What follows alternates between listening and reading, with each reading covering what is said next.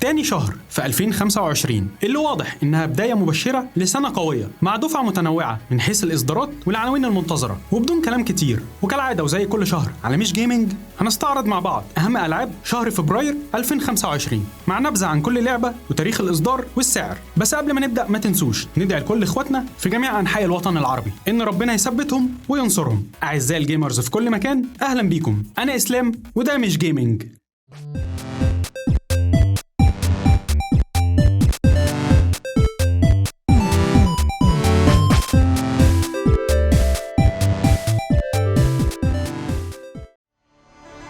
Will you help us, Henry?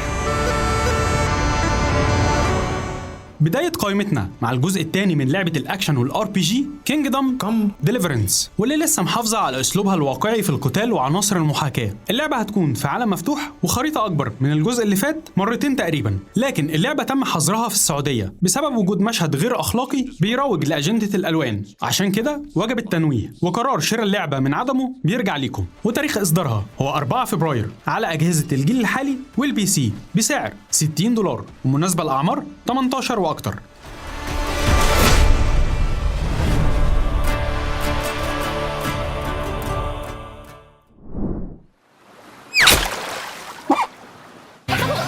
تاني لعبة معانا هي تجربة مغامرات لطيفة وخفيفة مع بطل بخوذة كبيرة بيج هيلمت هيروز، واللي بتقدم أسلوب لعب بيت اب كلاسيكي مع أكتر من 25 بطل مختلف، وتقدر تلعبها بشكل فردي أو مع صاحبك. هتواجه عدد كبير من الأعداء والزعماء المختلفين، وهتقدم تحدي مع تقدمك في المراحل. اللعبة تاريخ إصدارها هو 6 فبراير وجاية لنا على أجهزة الجيل الحالي السويتش والبي سي بسعر $30، ومناسبة لكل الأعمار.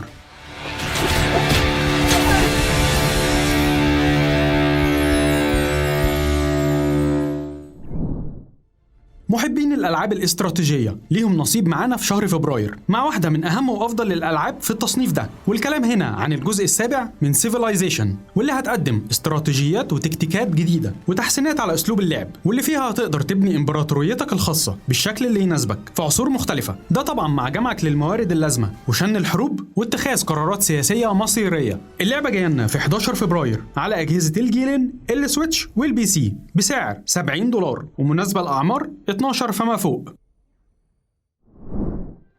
ومع تجربة كلاسيكية جدا وعودة لألعاب الزمن الجميل مع نسخة الريماسترد لألعاب توم برايدر، وبالتحديد الجزء الرابع والخامس والسادس، واستكمال لمغامرات لارا كروفت في المجموعة الأولى مع تحسينات على الرسوم والتحكم. التجربة رجعنا من المطور والناشر اسباير، وجاينا في 14 فبراير على أجهزة الجيلين السويتش والبي سي بسعر $30، ومناسبة لأعمار 16 وأكتر.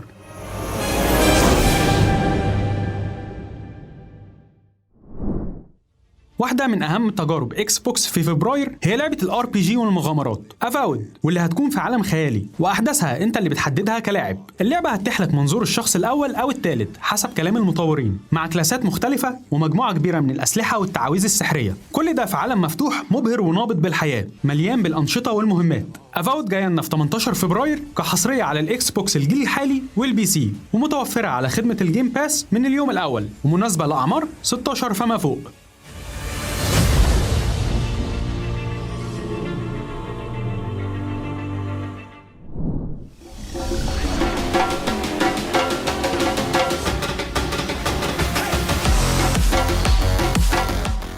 في فبراير هنشوف عودة جديدة بشكل جنوني كالعادة مع لايكا دراجون بايرت ياكوزا إن هاواي، بحار وقراصنة ومعارك بحرية، بالإضافة طبعا لمعارك القتال المباشر ومهمات في عالم مفتوح مليان أنشطة رئيسية وجانبية. مغامرات عضو ياكوزا في عالم القراصنة من سيجا هتتوفر في 21 فبراير لأجهزة الجيلين والبي سي بسعر $60، ومناسبة لأعمار 18 وأكتر.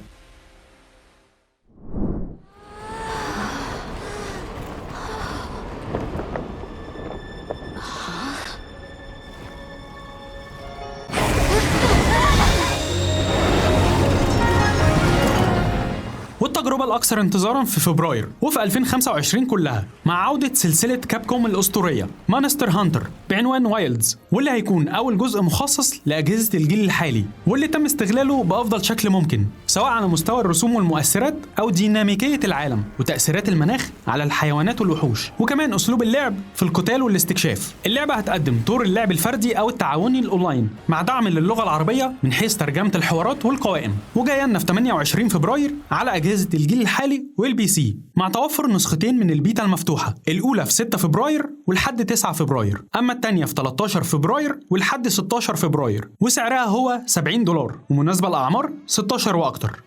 دي كانت قائمتي لأهم ألعاب شهر فبراير. زي ما انتم شايفين الإصدارات كتيرة ومتنوعة وترضي كل الأذواق. بالنسبة لي التجربة الأهم هي مانستر هانتر وايلدز بكل تأكيد. يا ترى إيه هي الألعاب المهمة بالنسبة لكم في شهر فبراير؟ وإيه هي الألعاب التانية اللي ما ذكرناهاش في القائمة دي؟ أحب أشوف آراءكم تحت في الكومنت. وكالعادة ما تنسيش وما تنساش لو عجبك الفيديو اعمل لايك ما تبخلش، واشترك في القناة ما تخافش، وفعل جرس التنبيهات لو حابب تشوفني تاني.